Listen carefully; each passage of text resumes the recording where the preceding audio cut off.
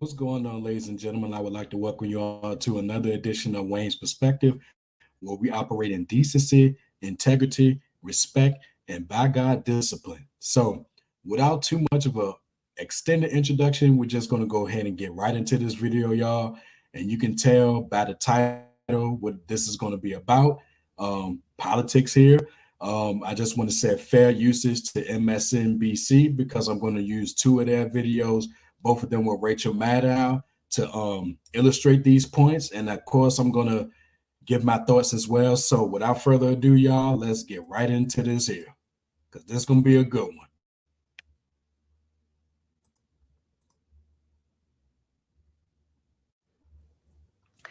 There's a lot going on in the Republican Party right now.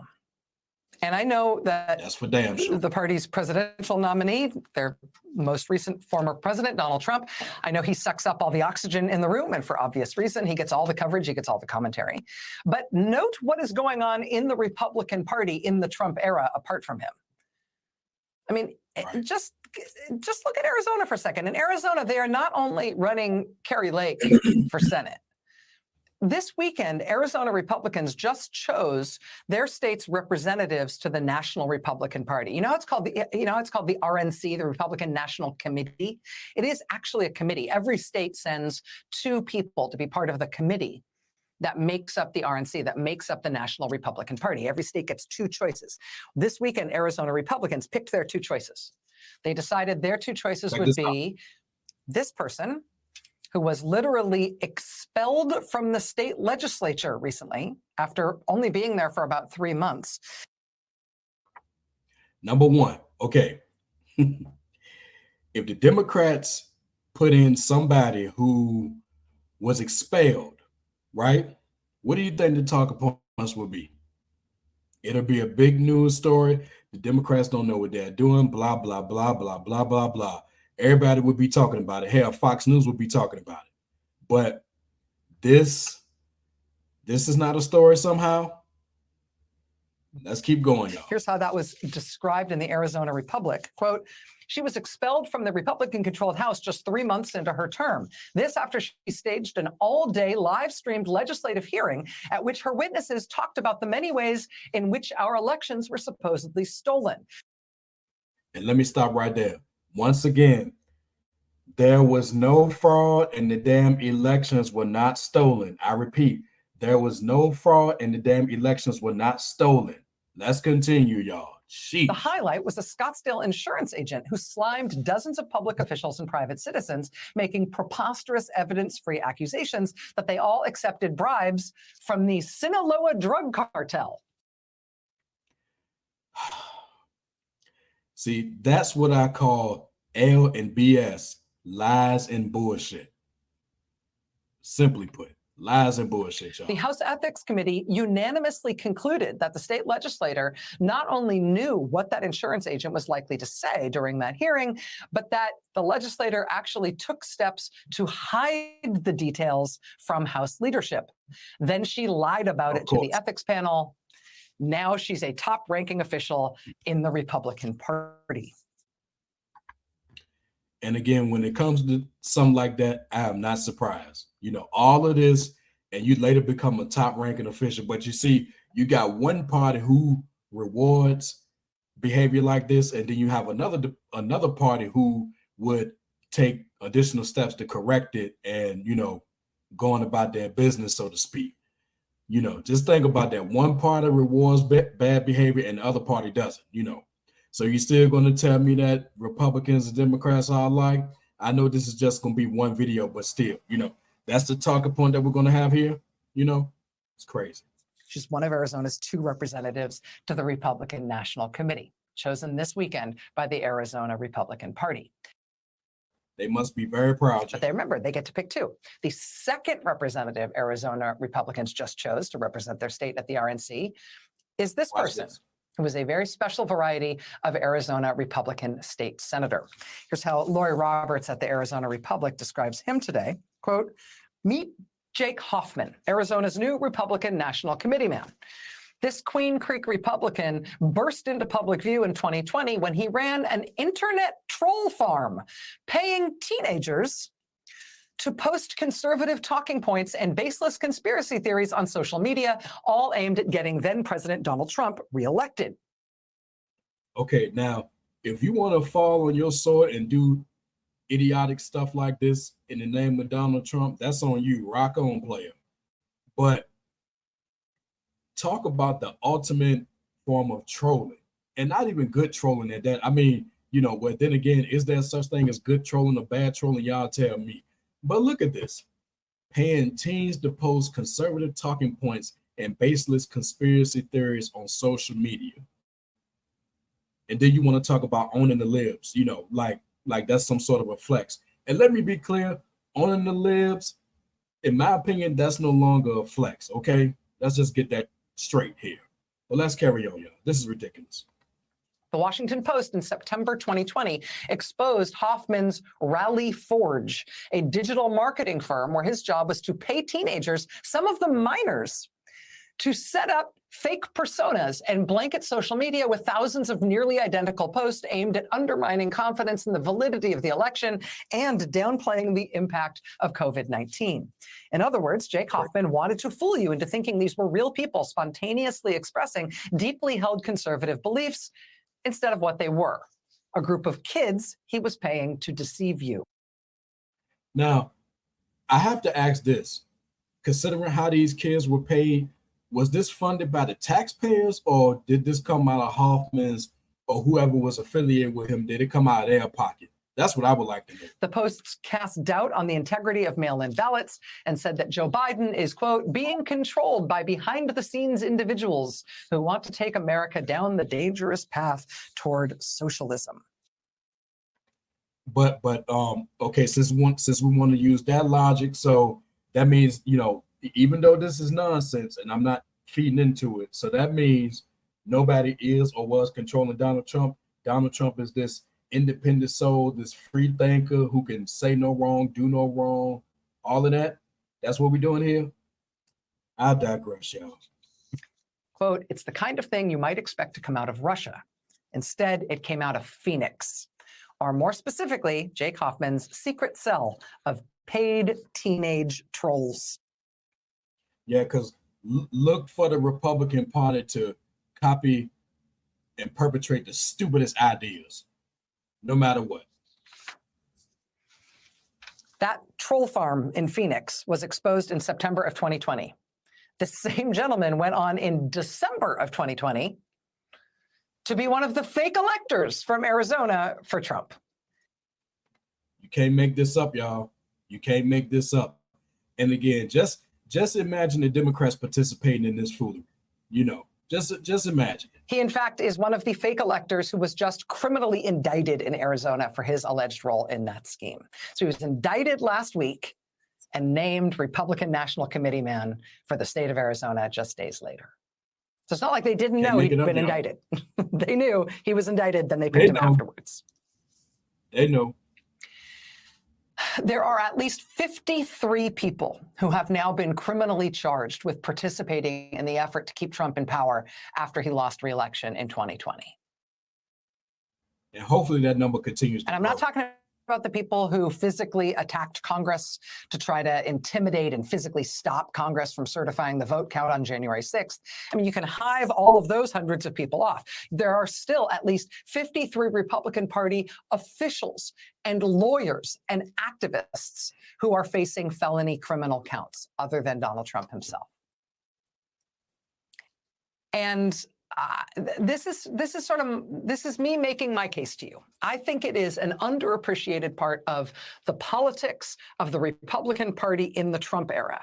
I think it is an underappreciated part of politics in our country right now as Trump is trying to return to the presidency again, that not only is he in the dock facing felony criminal charges as he tries to return to the White House, but also in the dock are the chair or former chair of the state Republican parties in Arizona and Michigan and Georgia and Nevada. Look at this, y'all. Just look at this.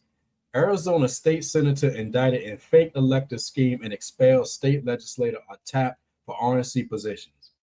Georgia GOP chairman says he was just following orders from Trump lawyers.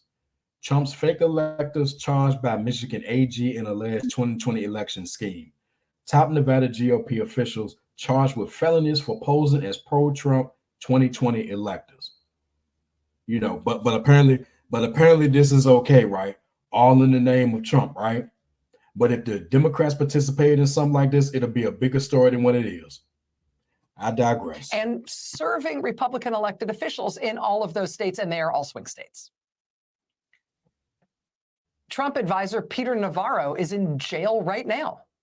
Today, the U.S. Supreme Court again rejected another request from him to get out of prison. He is currently serving time in prison for refusing to testify about his role in Trump's efforts to overthrow the government. Trump attorney Jeff Clark just learned today that in his disbarment proceedings in California, the Disciplinary Council for the State Bar Association is arguing to the court that there is no sanction other than disbarment that is suitable for Jeff Clark given what he did. Quote, it would be inconsistent with our duty to the disciplinary system and to the profession to even suggest that a sanction other than disbarment should be contemplated. By attempting to violate the rules of professional conduct, Jeffrey Clark, quote, betrayed those oaths and in doing so, his country. Lawyers who betray their country must be disbarred.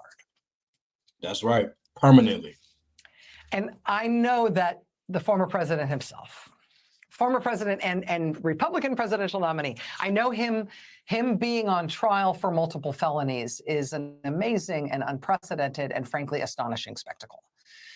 But stick a pin in that idea of astonishing, right? Because the crime he is alleged to have quarterbacked to try to keep himself in power despite losing re-election, that crime is now a sprawling nationwide scandal that has resulted in dozens of Republican officials in almost all the swing states being criminally charged, and in all of the prominent lawyers involved in that effort either being criminally charged or having their law licenses put at risk or both.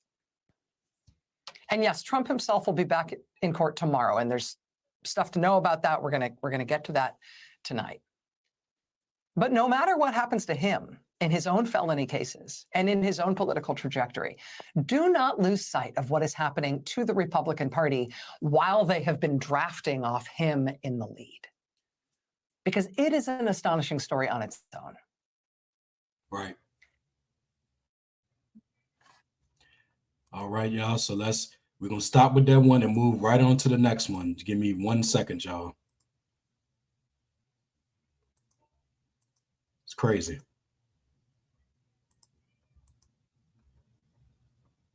This is a live dynamic right now in the Republican Party in way more places than you would think. Here, for example, is the AP headline on the Republicans' U.S. Senate candidate in Pennsylvania.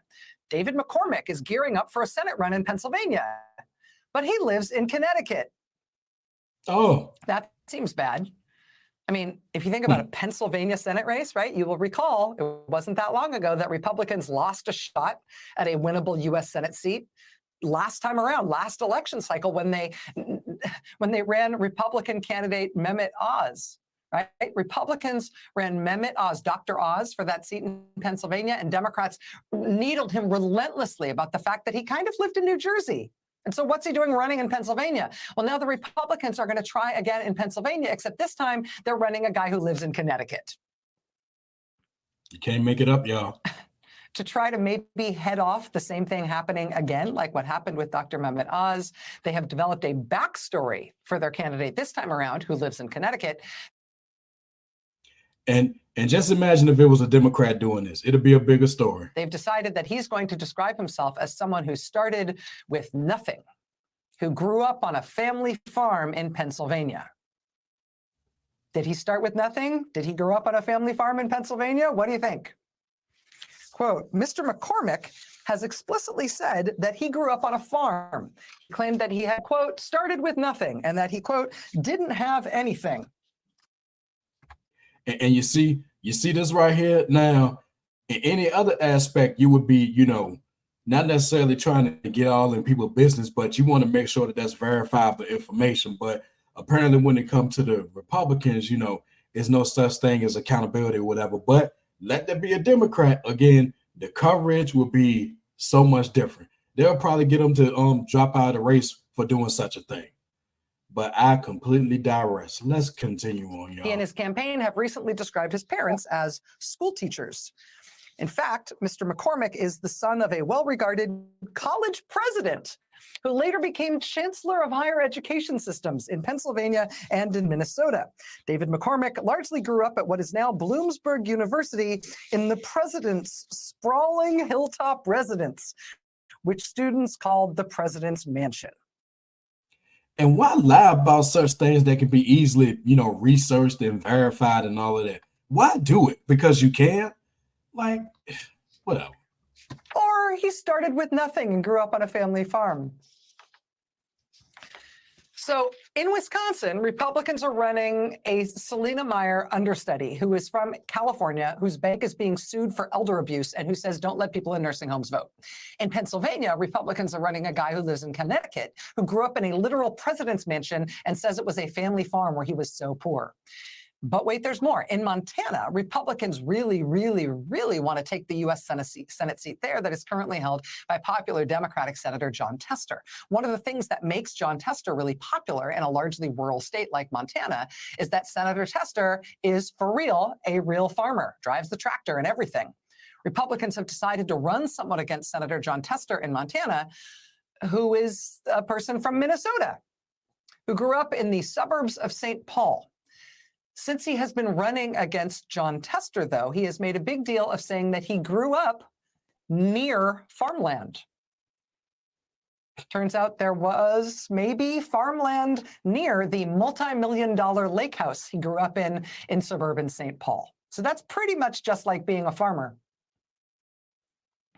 This follows another quite unusual controversy for this Montana Senate candidate, in which he either dropped a loaded gun in a parking lot at Glacier National Park, and the gun went off when it hit the ground, and he thereby shot himself in the arm, or he didn't really shoot himself in the arm by dropping a gun in the parking lot at Glacier National Park, but he nevertheless went to the hospital anyway.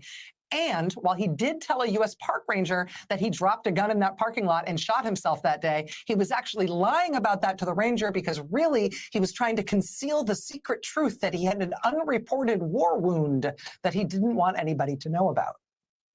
Of course. But whatever happened, it was definitely near farmland.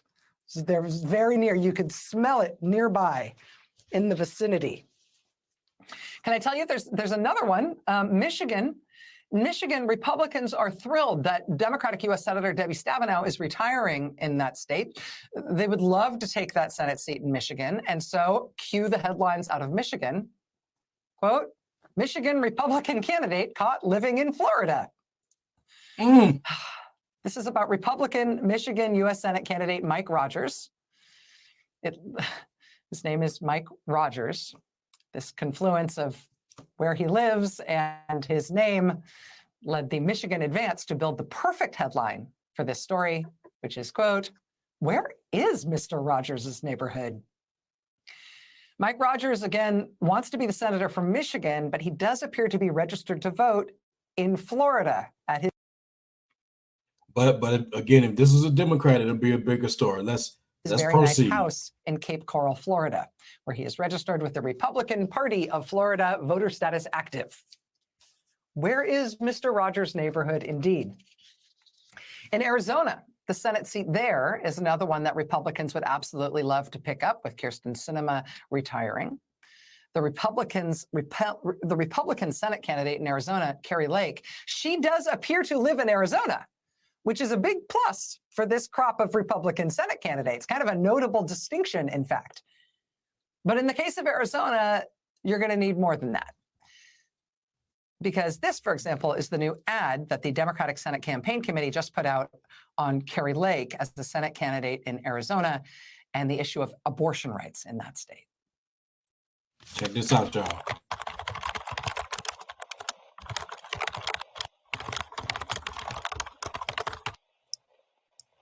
I'm incredibly thrilled that we are going to have a great law that's already on the books. I believe it's ARS 133603. So it will prohibit abortion in Arizona, paving the way and setting course for other states to follow. This law passed. The Arizona Supreme Court said this is the law of Arizona, but unfortunately, the people running our state have said we're not going to enforce it. So it's really political theater. We don't have that law as much as many of us wish we did. She's not enforcing the law. So we don't have that. The only people who can enforce that law are our sheriffs. And we need to start asking the sheriffs if they're going to enforce that. I haven't changed, actually, no.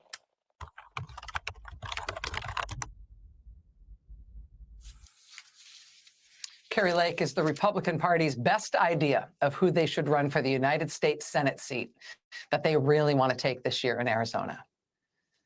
But I mean, clock the context, the specifics that she was offering there in that clip. She wants individual sheriffs in Arizona to start enforcing the state's 1864 abortion ban. Sheriffs and sheriff deputies. Get out there, get to it, get out on the streets, find out who's pregnant. We want the sheriffs enforcing this. Of course she does. Watch when you cross county lines. All right, y'all. So enough of that. So I mean, it's really nothing more for me to add. You know, I know that there are countless examples that I can use in future videos, you know, explaining why the Democrats and the Republicans are not the same. And I just wish that at this point in present day 2024, I just wish that we stopped using that talking point because it doesn't make any sense. I mean, no, the Democrats and the Republicans, okay, nobody is perfect, but to try to equate them as though they're one and the same or whatever, no, I'm not buying it. I never have bought it. And quite frankly, going into this election and even future elections, I'm not buying it either. But these videos that I just showed y'all is just a tip of the proverbial iceberg here, you know. So I don't have any much to add. I just wanted to share that. So with all that being said, if you like what you heard and you're ready to become part of Team Discipline, go ahead and hit that like button and drop some comments if you're feeling the content. And last but not least, hit that subscribe button along with the bell so you're notified when I drop new videos. And until next time, my people, take care of yourselves and remember the power of the mind is